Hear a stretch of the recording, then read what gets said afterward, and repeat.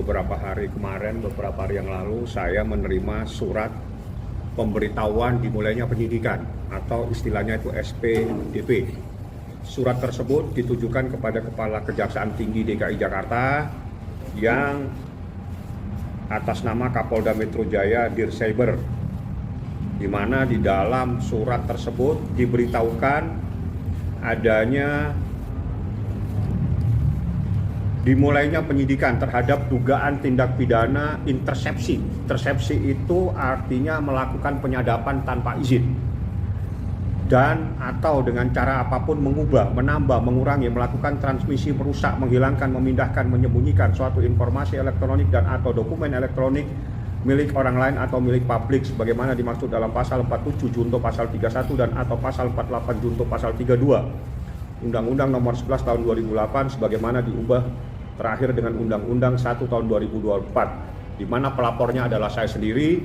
SPDP ini terkait dengan adanya rekaman dalam kasus yang saat ini bergulir di Pengadilan Negeri Jakarta Selatan dengan terdakwa Nikita Mirzani. Jadi rekaman tersebut dilakukan oleh oknum yang merekam percakapan Ismail Marzuki, ya, dan itu kami laporkan dan alhamdulillah sudah dilakukan proses penyidikan. Artinya dengan adanya proses penyidikan maka patut diduga dokumen-dokumen yang ada di dalam perkara yang saat ini disidangkan atas nama terdakwa Nikita Mirzani maupun Ismail Marzuki patut diduga itu adalah dokumen yang melanggar hukum. Sehingga saya akan meminta semua bukti-bukti tersebut untuk dinyatakan tidak berlaku dan untuk dinyatakan tidak mempunyai kekuatan untuk proses pembuktian. Jadi sebagaimana di dalam pasal yang saya laporkan, yaitu pasal 47 ayat junto pasal 31 di dalam Undang-Undang Nomor 1 Tahun 2024, dalam undang-undang perubahannya, setiap orang yang memenuhi unsur sebagaimana dimaksud dalam pasal 31 ayat 1 atau ayat 2 dipidana dengan pidana penjara paling lama 10 tahun dan atau denda paling banyak 800 juta. Pasal 31-nya itu pasal 47 ya, pasal 31 itu setiap orang. Ini Undang-Undang ITE pasal 31 menyatakan setiap orang dengan sengaja tanpa hak atau melawan hukum melakukan intersepsi atau penyadapan atas informasi elektronik dan atau dokumen elektronik dalam suatu komputer dan atau sistem elektronik tertentu milik orang lain. Pasal 2, 31 ayat 2, setiap orang dengan sengaja dan tanpa hak atau melawan hukum melakukan intersepsi atas transmisi informasi elektronik dan atau dokumen elektronik yang tidak bersifat publik dari, ke, dan di dalam suatu komputer dan atau sistem elektronik tertentu milik orang lain, baik yang tidak menyebabkan perubahan apapun maupun yang menyebabkan adanya perubahan, penghilangan, dan atau penghentian.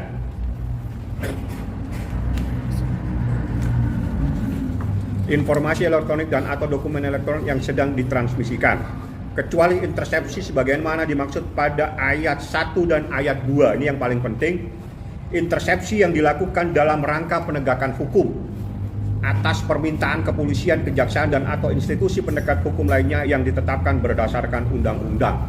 Artinya yang boleh melakukan intersepsi, yang boleh melakukan penyadapan itu adalah dalam rangka penegakan hukum atas permintaan kepolisian dan atau kejaksaan. Siapapun yang melakukan tanpa atas permintaan kepolisian dan kejaksaan, maka itu adalah patut diduga merupakan perbuatan pidana.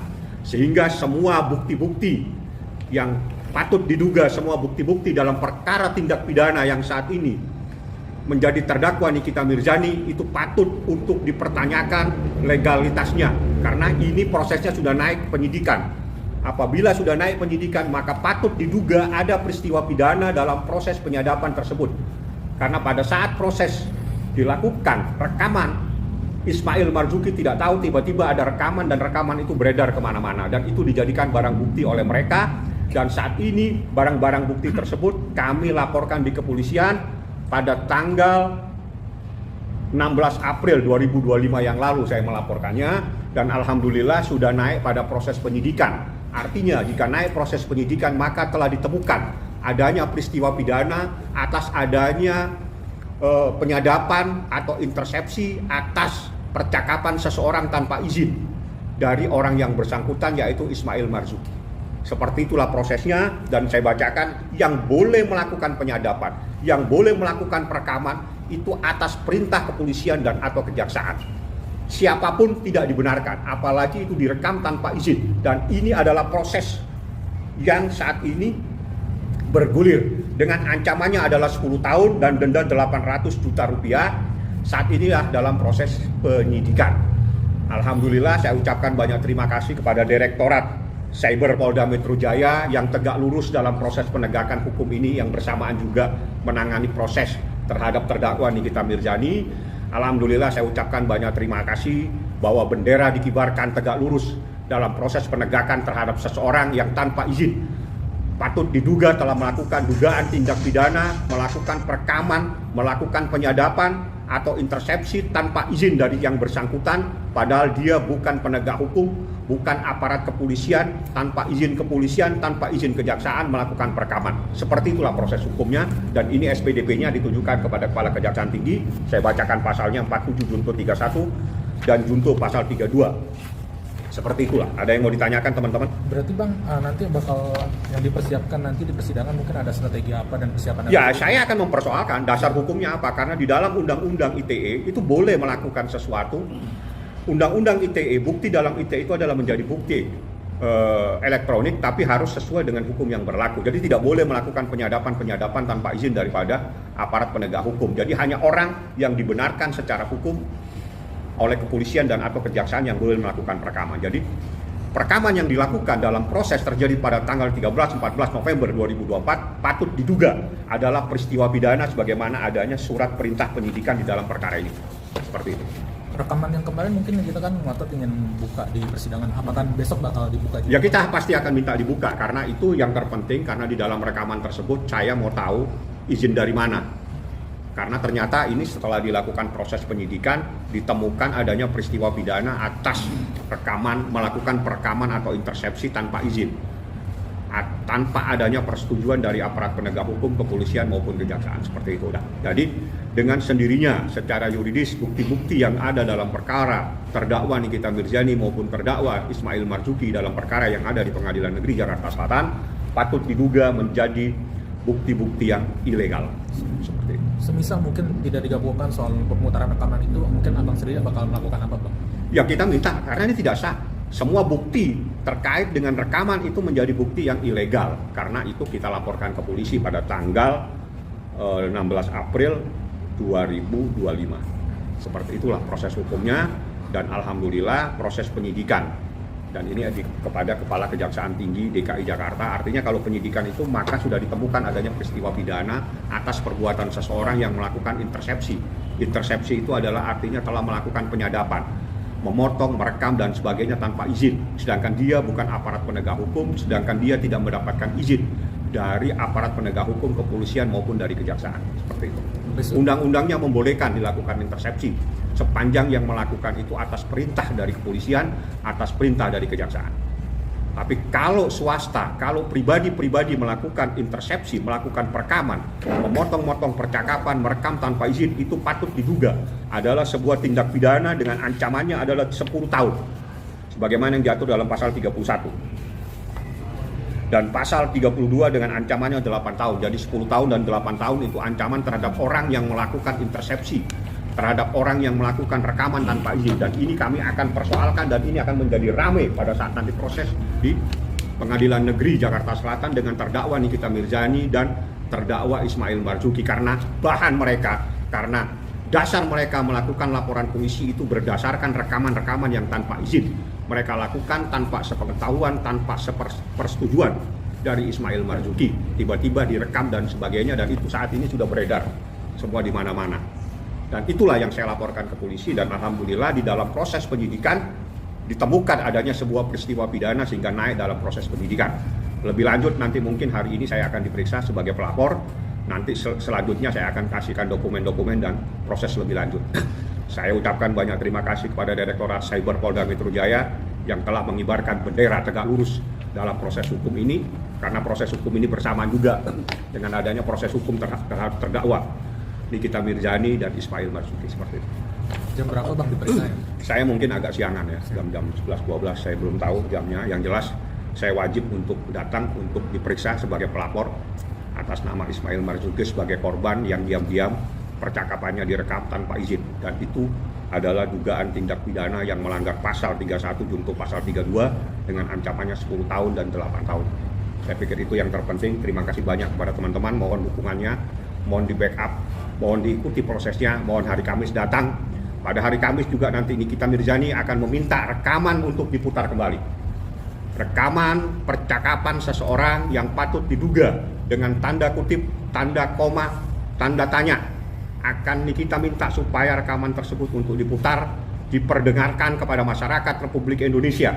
Adanya patut diduga oknum-oknum tertentu telah melakukan sesuatu untuk dipertanyakan kebenarannya. Insya Allah besok Kamis saya akan meminta rekaman tersebut untuk diputar. Sebagaimana yang dalam sidang Kamis kemarin tidak sempat diputar karena ada kendala pada media untuk melakukan pemutaran pada saat laptopnya bermasalah. Sehingga nanti besok saya akan meminta rekaman tersebut diputar. Anda dengarkan sendiri suara siapa tersebut dan percakapannya seperti apa. Ya, ada 2 percakapan yang akan memutar sendiri di dalam ruangan persidangan dengan menggunakan alat perangkat HP-nya. HP yang akan dia pinjam dengan tim manajemennya dia. Untuk kita akan putar dengan HP-nya dia. Kalau memang diputar tidak diizinkan, dia akan putar sendiri menggunakan media elektronik. Besok kan sendiri sidangnya agendanya apa Bang? Besok pemeriksaan saksi-saksi. Doktip kan Masih jadi dari saksi. saksi JPU? Ya, masih saksi-saksi dari JPU. Kami akan mengajukan ahli 2, saksi fakta 4. Saksi fakta itu adalah orang yang menjadi korban terhadap adanya bahan-bahan kosmetik seperti ini. Dan juga 4 orang semuanya saksi fakta dan saksi yang mengalami kejadian, sedangkan 2 kita sudah siapkan 2 orang ahli dan 4 orang saksi fakta. Itu adalah pada proses persidangan berikutnya seperti itu. Doktip kan terlapor tadi boleh ini Dalam lidik Pak, dari awal memang saya kembangkan dalam lidik supaya bisa menjangkau kemana saja. Jadi dalam proses lidik itu bisa menjangkau kepada orang yang terlibat, jadi bukan hanya 1, bisa 2, bisa 3, bisa 4. Semua yang terlibat dalam proses intersepsi, semua yang terlibat dalam proses penyadapan, siapa saja yang melakukan perekaman tanpa izin, tidak mendapatkan izin dari institusi kepolisian maupun institusi kejaksaan, maka itu perbuatannya patut diduga adalah perbuatan pidana dengan ancamannya 10 tahun dan 8 tahun, dan itu sebagaimana diatur dalam pasal 31 dan junto pasal 32 Undang-Undang ITE. Tapi Bang, besok kan rencananya saksi dari Doktip. Ya, saya tidak tahu siapa yang datang. Yang jelas saya minta semuanya dibuka transparan. Dan sebagaimana di dalam persidangan yang terungkap di persidangan sebelumnya, tidak ada persoalan skincare. Yang adalah persoalan pribadi ternyata, sebagaimana yang dikatakan bahwa karena dia dibilang abu-abu dan seterusnya, sehingga dia bermasalah dengan Nikita Mirzani. Aneh kasus ini, akhirnya urusannya hanya persoalan itu. Sedangkan ributnya se-Republik Indonesia, seseorang sudah di-framing sebagai seorang yang telah melakukan pemerasan, padahal akhirnya jaksanya pun menghapus pasal pemerasan tersebut, sehingga tidak dicantumkan dan tidak didakwakan di dalam surat dakwaan adanya pasal 368, yang ada pasal 369 ayat 1 KUH pidana tentang pencemaran nama baik atau akan mencemarkan seseorang dan akan membuka rahasia. Saya tidak tahu rahasia apa, apakah ada rahasia negara yang dipegang. Dan itu semuanya menjadi sumir, menjadi obskur yang tidak jelas semuanya dalam perkara ini. Seperti itu ya. Ada lagi yang mau ditanya teman-teman? Terkait laporan Kaniki sendiri ya, ada nanti itu itu sudah biar ditanganin sama tim yang lain yang terkait dengan Nikita Mirzani. Semuanya berjalan kok ya, di Polres Jakarta Selatan jalan, Polres yang terkait dengan Nikita juga dilakukan pengeroyokan juga jalan.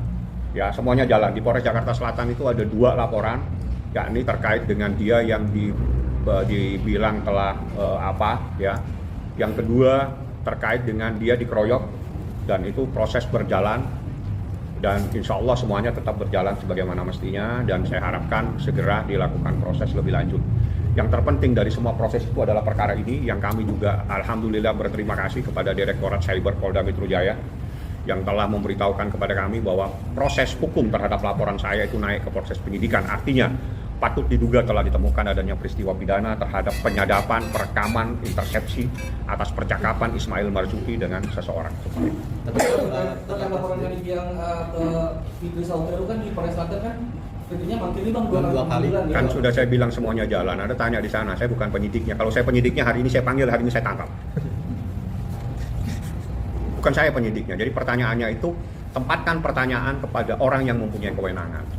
Nah, kalau pelapor adalah meminta supaya dilakukan proses hukum, tapi yang punya kewenangan adalah polisi. Jadi tanyakan polisi, kenapa Anda memanggil 2 kali tidak datang?